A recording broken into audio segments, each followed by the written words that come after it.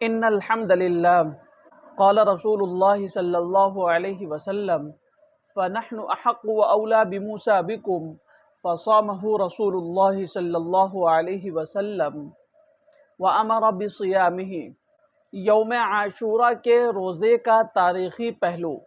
حدیث شریف سے معلوم ہوتا ہے کہ زمانے جاہلیت میں قریش عاشوراء کا روزہ رکھا کرتے تھے۔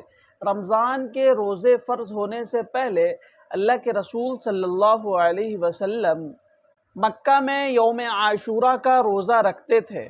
مدینہ آنے کے بعد اللہ کے رسول صلی اللہ علیہ وسلم نے دیکھا کہ یہود بھی اس دن روزہ رکھتے ہیں، تو اللہ کے رسول صلی اللہ علیہ وسلم نے ان سے اس کی وجہ پوچھی، تو یہود نے کہا یہ عاشوراء کا دن ہے اور یہ ایک عظیم الشان دن ہے۔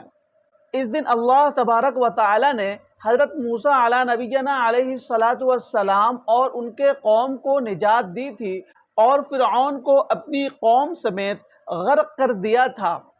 تو حضرت موسیٰ علی نبینا علیہ السلام نے شکر کے طور پر اس دن روزہ رکھا تھا، اس لیے ہم بھی اس دن میں روزہ رکھتے ہیں۔ یہ سن کر اللہ کے رسول صلی اللہ علیہ وسلم نے ارشاد فرمایا، حضرت موسیٰ علی نبینا علیہ السلام کے تم سے زیادہ حقدار ہم ہیں۔ چنانچہ اللہ کے رسول صلی اللہ علیہ وسلم نے عاشوراء کا روزہ رکھا اور دوسروں کو بھی روزہ رکھنے کا حکم دیا۔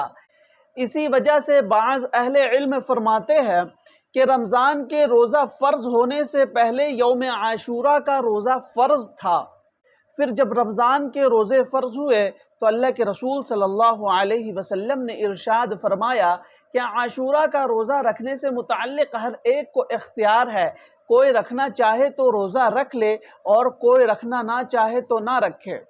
اس سے عاشوراء کی روزہ رکھنے کی فرضیت منسوخ ہو گئی، البتہ اس کا مستحب ہونا برقرار رہا۔